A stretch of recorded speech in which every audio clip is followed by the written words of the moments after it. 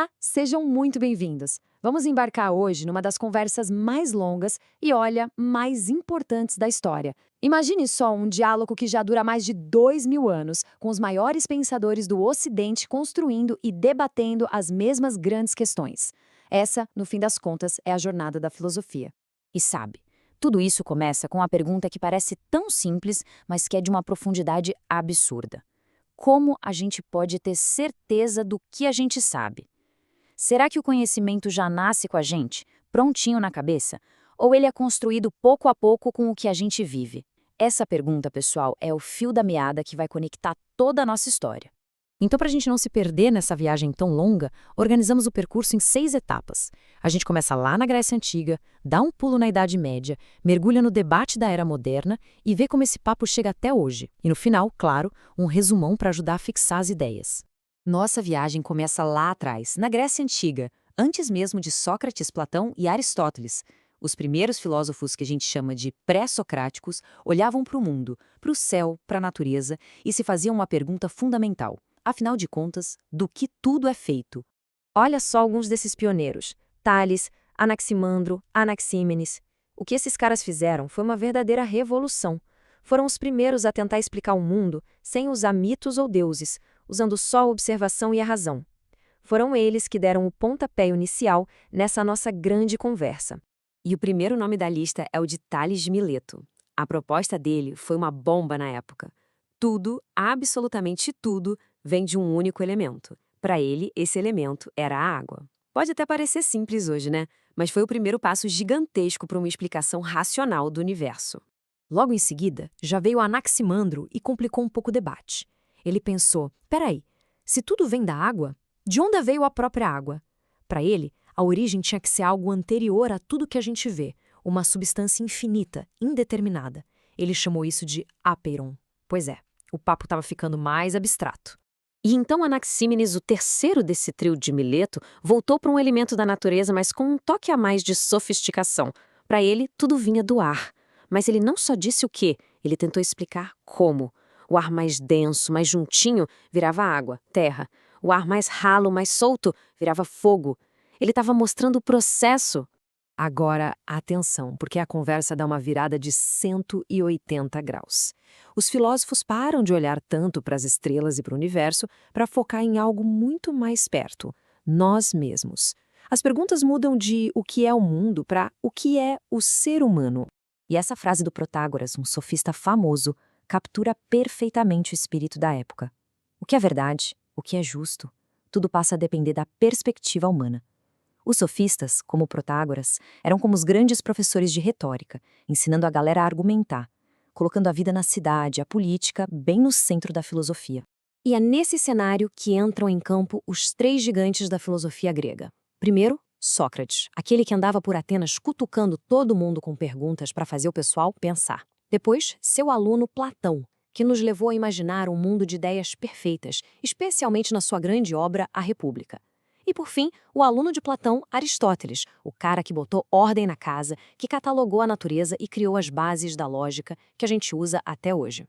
Com a queda do Império Romano, a Europa entra na Idade Média e o palco da filosofia muda. O grande desafio agora não era mais o cosmos ou a política, mas sim como fazer a razão, herança dos gregos, conversar com a fé cristã.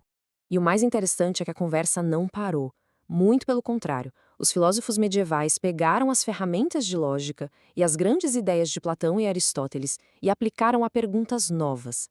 Perguntas como: será que dá para provar que Deus existe usando a razão? Fé e razão podem andar de mãos dadas? E nessa missão de construir pontes, 2 nomes são fundamentais.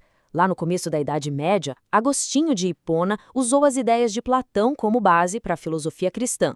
Séculos depois, Tomás de Aquino fez algo parecido, só que com Aristóteles, criando uma obra monumental, a Suma Teológica, que se tornou um pilar do pensamento católico. Saltando no tempo, a gente chega na Era Moderna. E aqui, aquela nossa primeira pergunta: como sabemos o que sabemos? Volta com força total. E olha, ela racha a filosofia em 2 grandes times. De um lado, os racionalistas, do outro, os empiristas. E essa frase é o grito de guerra dos racionalistas. René Descartes, lá no seu livro Discurso do Método, resolveu duvidar de tudo. Mas ele percebeu que tinha uma coisa da qual ele não podia duvidar: o fato de que ele estava duvidando. Se ele pensava, ele tinha que existir. Para Descartes, a certeza vem da razão pura, não dos nossos sentidos, que sempre podem nos enganar. Do outro lado do ringue, a gente tem os empiristas, como John Locke. Para ele, a ideia era totalmente o oposto. A nossa mente nasce como uma lousa em branco, uma tábula rasa. Não tem nada lá. Todo conhecimento é construído a partir do que a gente vê, ouve, toca, a partir da experiência. Então era a razão de um lado contra a experiência do outro. A briga parecia não ter fim, até que apareceu Immanuel Kant para ser o juiz da disputa. E a solução dele foi simplesmente genial. Kant disse que os dois lados estavam meio certos. A experiência nos dá o material do conhecimento, mas a nossa mente já vem com estruturas de fábrica que organizam essa bagunça toda. Foi uma verdadeira revolução no jeito de pensar. Depois de Kant, é como se aquela grande conversa única explodisse em vários papos diferentes. O foco se espalha: sociedade, história, poder, até a angústia da própria existência. A filosofia fica mais crítica, mais diversa. Por exemplo, Karl Marx veio e disse que o motor da história não são as ideias, mas a luta de classes. Friedrich Nietzsche chegou declarando a morte de Deus, questionando todos os valores da nossa moral. E Jean-Paul Sartre afirmou que estamos condenados a ser livres, jogando no nosso colo a responsabilidade total de criar um sentido para a vida. Para a gente fechar com chave de ouro, vamos voltar à nossa pergunta central e organizar as diferentes respostas que apareceram nessa jornada. É hora de conectar todos os pontos. E essa tabela aqui resume a briga toda de um jeito ótimo. A gente vê Platão e Descartes no time da razão e Aristóteles e Locke no time da experiência. E, finalmente, Kant, tentando unir o melhor dos dois mundos. Cada um deles colocou uma peça essencial nesse quebra-cabeça de entender o conhecimento humano. O que a gente tira disso tudo? Que a filosofia é uma história de perguntas que vão mudando. A busca pela verdade começou lá em cima nas estrelas. Depois se voltou para Deus e, por fim, mergulhou fundo na nossa própria mente. É um diálogo que, na verdade, nunca acaba. E o mais importante é que essa conversa não acabou. Ela não está presa nos livros de história. A pergunta final, então, não é apenas sobre o que eles pensaram, mas sobre o que se pode pensar a partir de agora. A história da filosofia é, no fundo, um convite aberto à reflexão.